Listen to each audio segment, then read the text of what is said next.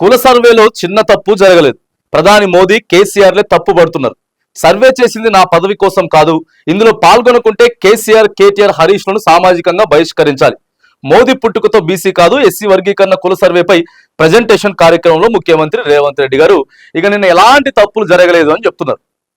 కులగణన చేసినటువంటి విషయాలు ఎలాంటి తప్పు జరగలేదు అంటే, మరి బీసీలను ఎందుకు 20 లక్షలు తక్కువ చేసి చూపించిండ్రు, ఓ 5 లక్షల మంది దాకా ఎస్సీలను ఎందుకు తక్కువ చేసి చూపించిండ్రు, మరి అగ్రవర్ణాలని ఓసీలను ఎందుకు ఎక్కువ చేసి చూపించారు, మరి ఈ తప్పిదం ఎక్కడ జరిగింది, ఈ తప్పిదం ఎక్కడ చేసినట్టు ముఖ్యమంత్రి గారు సమాధానం చెప్పాలి. ఎలాంటి తప్పు జరగలేదని చెప్తున్నారు కదా. 2024 ఇప్పుడు చేసినటువంటి సర్వే, 2014లో 10 ఏళ్ల క్రితం చేసిన సర్వేలో కూడా ఇదే అధికారులు ఉన్నారు, ఇయాలో కూడా ఇదే అధికారులు ఉన్నారు. మరి ఎక్కడ తప్పిదాలు జరిగినాయి? ఆయాలేమో మరి ఇదే అధికారులు బీసీ శాతం 51 అని చూపించారు, మళ్ళీ ఈ రోజు మాత్రానికి 46% అనే బీసీలను చూపిస్తా ఉన్నారు.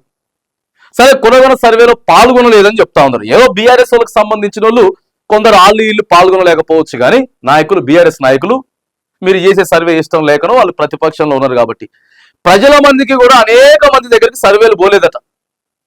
ఇలా కాలనీలలో అక్కడ ఉన్నటువంటి వాసులు చెప్తా ఉన్నారు, మా ఇంటికి ఎలాంటి స్టిక్కర్ వేయలేదండి, అసలు ఎవరు రాలేదు, మా ఒక్క ఇల్లే కాదు, మా కాలనీలో చాలా మంది ఇళ్లలో కూడా సర్వేకి రాలేదు. మరి అది ఎవరు తప్పిదం, అది ఎవరు తప్పు చేసినట్లు? ఇవన్నీ కూడా చూడాలి. ఏదో మనం చెప్పేస్తున్నాం ఎలాంటి తప్పు జరగలేదు అని అంటే, రెండోసారి మరి ఎలాంటి తప్పు జరగకపోతే రెండోసారి ఎందుకు పెట్టినాం మరి మన సర్వే? ఇప్పుడు 16 తారీఖు నుంచి 28వ తారీఖు దాకా మళ్ళీ రెండో విడత సర్వే చేయబోతా ఉన్నారు. కులగణనకు సంబంధించి మరి సర్వే చేయబోతా ఉన్నారు. అంటే లోపాలు జరిగినాయా లేదా? అధికారులైనా సరే అధికారి చేసినంటే ఆటోమేటిక్ గా ప్రభుత్వానికి, ముఖ్యమంత్రి గారికి వచ్చేది చెడ్డ పేరు. తప్పులు జరిగినాయి కాబట్టే జనాభా లెక్కలు తారుమారైనాయి. బీసీలై కిందకైనాయి, ఎస్సీలై కిందకైనాయి, ఓసీలై పైకైనాయి. మరి ఇట్లుంటుందా విచిత్రం? ఇంత విచిత్రం ఉంటుందా? ఇంత మార్పులు చేర్పులు జరుగుతాయా లెక్కల్లో, జనాభా లెక్కలల్లో? సో ఇక నేను చివరి రెడ్డి సీఎం అయినా పర్వాలేదు, ఒక ఆయన ఇక నేనే ఇప్పుడు రెడ్డి సీఎం చివరి అని చెప్తా ఉన్నాడు. ఎవరో కాదు, పార్టీ ఎమ్మెల్సీ తీన్మార్మల్లనే చెప్తున్నాడు.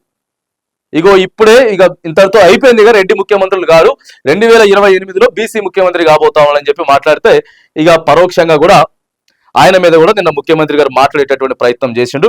సో ఏది ఏమైనా కానీ జనాభా దామాషా ప్రకారం ఏదైతే మరి అక్కడ రాహుల్ గాంధీ గారు రాజ్యాంగాన్ని పట్టుకొని బీసీల కులగణన మేము చేస్తాం, మేము ఏ రాష్ట్రంలో అయితే అధికారంలో ఉన్నామో పక్కా చేసి తీరుతామని చెప్పి పార్లమెంట్ లో సవాల్ ఇసిరిండ్రో, ఇక్కడ ఎప్పుడైతే ఎన్నికల కంటే ముందు బీసీ డిక్లరేషన్ కామారెడ్డి వేదికగా ప్రకటించిర్రో అది తూచా తప్పకుండా పాటించాలి. ఎలాంటి నిష్పక్షపాతం లేకుండా క్షేత్రస్థాయిలో జరగాల సర్వే అనేది.